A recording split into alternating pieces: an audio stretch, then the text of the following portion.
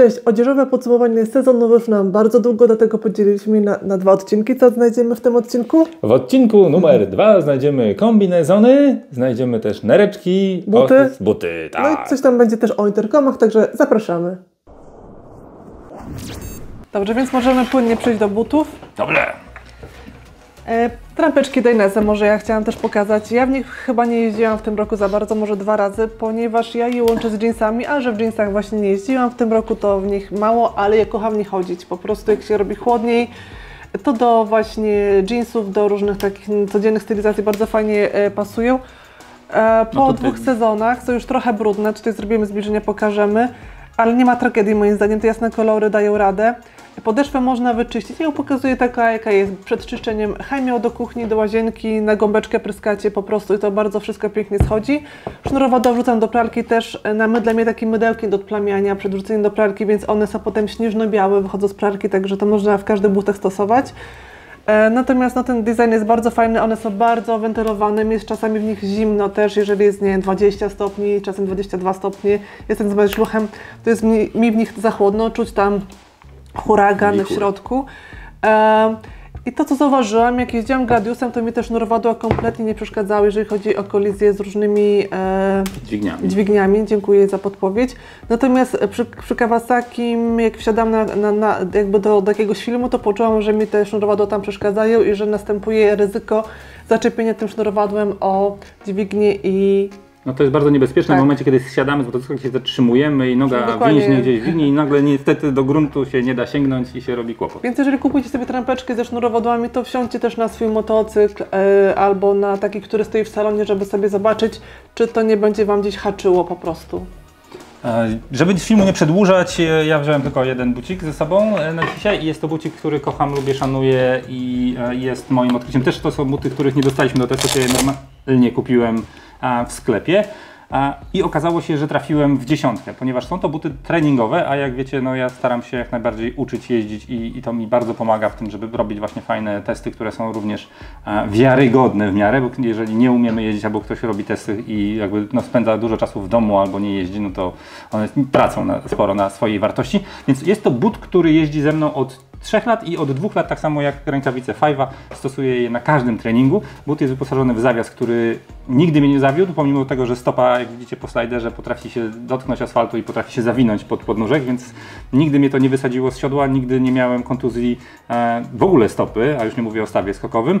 Plus do tego w bucie żaden rzep, napa, suwak, ani sznurowadło się nie zerwało, ani nie budzi moich wątpliwości co do jakości działania, łącznie z gumowym elementem, który tutaj jest jako elastyczny element trzymający suwak. Dodatkowo stosując, żeby nie było, że tej chemii też będzie sporo, od Roberta Ozona, od X-Zona, odświeżacz z jonami srebra, jego używam również do butów i po 3 latach jestem gotów powiedzieć, że mogę z tymi butami spać w jednym pomieszczeniu, może tylko dlatego, że ja mam słabe poczucie węchu, ale Małgosia też nie narzeka. Ale... Nie czuję tutaj jakby żadnego dyskomfortu na razie, więc chyba jest okej. Więc nie będę tutaj za długo się rozpowiadał. Środek tego buta również się nie zniszczył, a łatwo można dokupić sobie slajdery, które się też w miarę prosto wymienia na jedną śrubkę i zaraz będę pewnie to robił. Te buty są wentylowane i jak Ty to odczuwasz?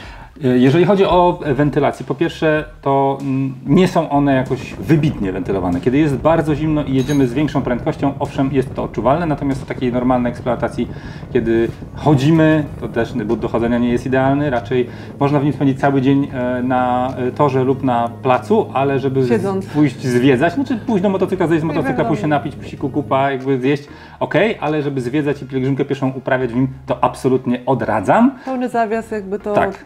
Utrudnia to chodzenie, a nawet jeżeli już przejdziemy jakiś duży dystans, może się okazać, że te twarde elementy w środku zaczną rysować nam stopę. Wtedy ja na przykład stosuję skarpetki, które mają specjalne miejsca, które chronią mnie przed tym i wbrew pozorom są to motocyklowe skarpetki, które większość osób uważa, że to nonsens. Ale działają z tymi butami w połączeniu. Więc żeby nie przedłużać, buty nazywają się TCX RT Race Pro R. Wentylacja jest umiarkowana, ale but jest właściwie jak dla mnie chwilowo niezniszczalny. Myślę, że bardziej niezniszczalne będą te oto piękne buty Alpiny SMX 6 Stella. Tak się nazywa damska wersja tych butów. To jest połowiczny zawias, więc ja też lubię w nich chodzić, ponieważ nie sprawia mi to większego bólu, poza tym, że trzeszczy. Niektórzy myślą, że to już idzie taki starość, że po prostu tam w kręgosłupie coś strzela. No, 6 sezonów i to są moje buty podstawowe. Przez to, że ja jeżdżę teraz w tych leginsach różnych i tak dalej, i ja zakładam zawsze do tych spodni długie buty. Nie dlatego, że to jest takie może bardzo bezpieczne, ale że lepiej to po prostu moim zdaniem wygląda. No i przy okazji jest bezpieczne, więc coś za coś też. Latem w nich jeżdżę przy każdej temperaturze, jakoś nie mam problemu z przegrzewaniem się, jeżeli chodzi o temat stóp, więc inne osoby pewnie by się w nich ugotowały, one nie mają żadnej wentylacji, ale ja gdzieś tam jestem do tego przyzwyczajona i nie sprawia mi to większego dyskomfortu. No buty niezniszczalne, tak? No tor, plac, miasto, wycieczki Łażenie. różne, turystyka, one służą mi do wszystkiego. Też jeżeli trafiamy na deszcz, no to nie zdarzyło mi się, żeby one przemokły, natomiast też czasem je impregnujemy kremem do rąk. W kryzysowych sytuacjach kremem do rąk, generalnie ulewa, tak? chemią do butów. Tak, jeżeli jedziemy tak, nie mamy przy sobie jakiejś chemii, no to zajeżdżamy na stację benzynową, no i kupujemy krem do rąk, Działa, żeby coś taki. zabezpieczyć, jeżeli zaczyna się ulewa po Motu prostu. sapiens, porady awaryjnego stosowania kremu do rąk. Rzep dalej rzepi, może ten biały nie jest już biały, tylko bardziej taki brudny, ale naprawdę nie mogę się do tych butów przyczepić. Często też nagrywam różne filmy, gdzie ja potrzebuję podjechać samochodem gdzieś ze sprzętem, z kamerą, nie wiem, z tym wszystkim, więc mogę prowadzić w nich również samochód, który ma manualną skrzynię biegów. Ja nie mogę. Jakby tutaj się o to tyle to zgina, że jest to wykonalne. Oczywiście na początku było gorzej, bo ten but był bardziej, że tak powiem, taki zebrany w sobie i sztywny. Trochę on też się rozchodził, ale to nie jest tak, że się zrobił taki kapeć, luźny, wiszący, nie wiem, że ten profil z tyłu się wykrzywił i wygląda to jakoś komicznie. Jest super, także naprawdę hicior, jeżeli chodzi o buty. Też kupiłam je za własną kasę, odżałowane, zapracowane.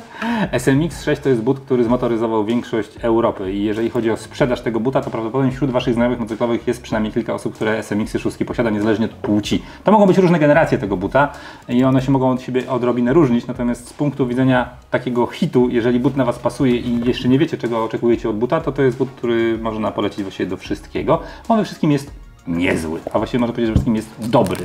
Oczywiście brak zawiasu podwójnego i tam dużej ilości ochraniaczy trochę pozwala w nim również turystykować. Tak, na chwilę ten but jeszcze poproszę, bo ja mam tutaj na górę też but TCX-a, kocham wygodę butu TCX, to jest największa wygoda, jeżeli chodzi nie tylko o buty motocyklowe, ale nawet gdybym miała kupować takie codzienne jakieś trampki, cokolwiek innego, no to nie ma większej wygody, dla mnie nie zakładałam bardziej komfortowych butów niż TCX-y. I jaka jest różnica? Jedyną wadą tych Alpin może być to, że przy właśnie nogawce dłuższej, na przykład nawet turystycznej, znaczy każda nogawka będzie długa, ale chodzi o to, że jeżeli chcemy tą nogawkę mieć na wierzchu, no to ta budowa buta trochę to utrudnia czasem i trzeba tą nogawkę, tą nogawkę naciągać. Potem jak siedzimy, wiecie, podchodzi do przodu, do góry, zsiadamy, ona się nie opuszcza, trzeba tam je obciągać w dół i tak dalej. Ja akurat tego nie lubię, natomiast ten but mi to daje, że jest właśnie ta cholewka bardzo wąska, bardzo dopasowana. Nie ma tutaj żadnych dodatkowych elementów i do butów turystycznych, kiedy ta nogawka zjeżdża nam tutaj do samego dołu, to jest bardzo fajne rozwiązanie. No i ta wygoda, tu jest gore, tu są różne elementy, które nam jakby pozwalają i tym motocyklem dobrze powodować, jechać technicznie też, ale też chodzić i zwiedzać i nie być mokrym. No i przy okazji te nogawki, tak, spodnie dobrze na nich leżą i nie musimy tutaj jakby co chwilę gdzieś czegoś tam poprawiać, jak z tego motocykla siadamy, więc ja taki drobny szczegół, ale myślę, że jak będziecie planowali swoje zakupy, to też zwróćcie na to uwagę, a najlepiej buty kupować razem ze spodniami, w takim sensie, że nawet swoje spodnie przywieźć i sprawdzić, jak to będzie razem leżało, bo nawet jeżeli chcecie spodnie do środka włożyć, się potem okazuje, że nie ma na to wystarczająco miejsca, że Was coś uwiera i tak dalej, więc problemy z piciem, że mnie pije nogawkę. Przywoźcie swoje rzeczy do sklepów i przy zakupie nowych po prostu patrzcie, jak to będzie leżało razem. I po butach. Dokładnie. I co? Zostały nam kombinezony. Fajnie. I nareczki jeszcze, a nareczki na koniec. Dobrze, nareczki na deser. Możemy jeszcze beretto, ale to... Berety to już chyba w jednym odcinku zrobimy. Dobrze. Już tak. No, strasznie długi film. Słuchajcie, Rebel Horn. Rebel Horn to nie tylko ciuchy tekstylne, z których słyną, to również wyroby z galanterii skórzanej, rękawice, kombinezony, kurtki i spodnie. Rebel Horn od dłuższego czasu bardzo mocno rozwinął swój dział R&D, czyli Research and Development. Co za tym idzie, mają w swoim składzie postacie, które dla mnie odrobiły super lekcje i są osobami, które są we właściwym miejscu, we właściwym czasie. Jeżeli chodzi o funkcje, bo mamy tutaj velocze, kurtka velocze, mam do tego też spodnie i używam tego na pitbajkach. Ilość wentylacji, ilość kieszeni, krój, ilość elastycznych elementów. Mamy całą recenzję tego produktu. Jest jedną z najlepszych, jeżeli chodzi o relację ceny do jakości, jak nie najlepszą, jaką aktualnie widziałem na rynku. Zasadniczo jest to produkt, który jest moim wyborem numer 1, jeżeli chodzi o trening pitbike'owy, ze względu oczywiście na jego wartość i na to, że w Dainese jak zakładam i się przewracam na pitbike'u, to mi trochę się wzruszam, a w Rebelhornie jest mi łatwiej. I w czasie kręcenia tej recenzji zwróciłem uwagę na to, że skóra, która została użyta do produkcji tego produktu, jest bardzo delikatna, ale też przez to, że jest jaka jest, mocno przez nią przechodzi sól. W sensie sól na niej pojawia się bardziej niż w jakimkolwiek innym produkcie. Co za tym idzie, w procesie garbowania ktoś nie uzupełnił braków tłuszczu w środki, które jakby powodują, że tej soli mniej się pojawia na zewnątrz tego materiału. I powiedziałem, że prawdopodobnie będę mógł ją rozerwać w rękach w momencie, kiedy skończymy rok jazdy. Nie mogę jej rozerwać w rękach, więc skóra dalej zachowała swoją wytrzymałość. Natomiast z punktu widzenia estetycznego wygląda to słabo. Proszę. Tak, tu wrócimy zdjęcie, na którym ja jestem w kombiaku premium, Krzysztof jest w tym. Zaraz pokażemy. Tak, i też widać tu różnicę, tak, jednak ta skóra no, inaczej wygląda, inaczej się układa, inaczej pracuje i inaczej się zużywa.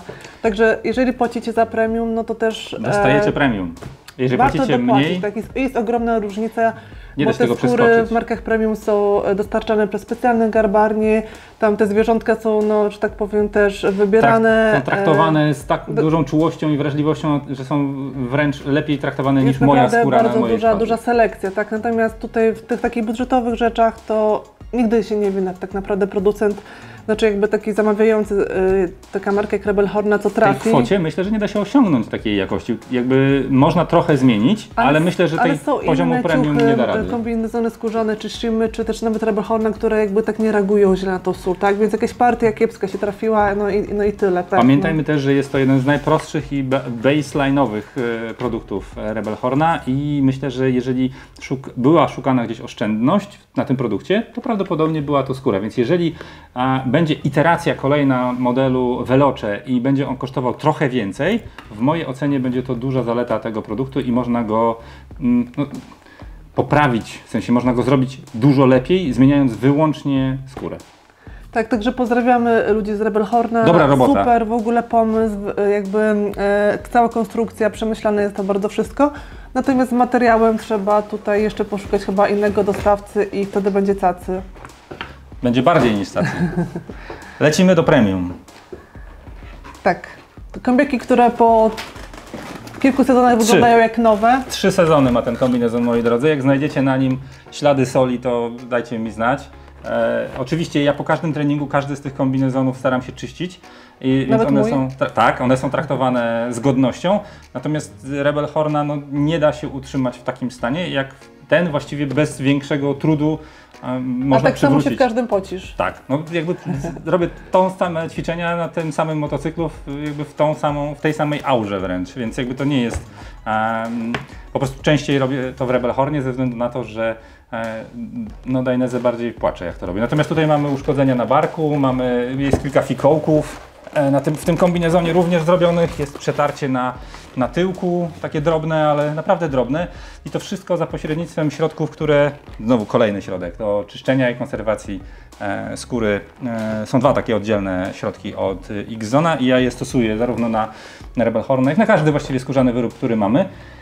No i ta skóra jest po prostu, trudno mi powiedzieć to tak, żeby to wiarygodnie zabrzmiało, ale nawet jeżeli jestem całkowicie spocony, ten kombinezon jest tak mokry, że z niego kapie mój pot, to nie wychodzi na nim sól. I wyczyszczenie go za pomocą szczoteczki, mikrofibry, 2 środków i wysuszenia załatwia temat, że kombinezon mogę z powrotem sprzedać jako nieużywany albo używany przez 1 sezon. Oczywiście tego nie będę robił, ale on wygląda naprawdę doskonale. No i biały też, nawet kolor jest nadal biały, tutaj... Nic się z nim nie stało, nie zmieniło, a dostaje też niezły łomot. Widać to zresztą najbardziej na pośladku. Jeżeli będziecie szukali używanego kombinezonu, to zwróćcie uwagę na pośladki, bo one zawsze wycierają lico ze skóry w momencie, kiedy szwy dotykają do kanapy i trą, bo przesuwamy dupeczkę po kanapeczce. I są takie miejsca, które też częściej ulegają uszkodzeniom. Tutaj mamy pełną perforację, co za tym idzie, tego potu też więcej wychodzi na zewnętrzną stronę. Jeżeli szukacie premium i wahacie się pomiędzy tym, że jak to jest, żeby za kombinezon dać 5-6 koła, a można dać 2 i kupić dużo tańszy produkt, który właściwie jest taki sam, no to on na fotografiach, w katalogu i w zakupie, kiedy go dotykacie na półce, może rzeczywiście wyglądać tak samo. Natomiast prędkość jego starzenia się, prędkość jego zużycia się jest radykalnie inna. Jeśli planujecie związek z motorsportem jakiś głębszy i chcecie mieć kombinezon, który będzie Wam służył dłużej, to weźcie sobie markę premium, chyba, jeżeli ekonomia Wam pozwala.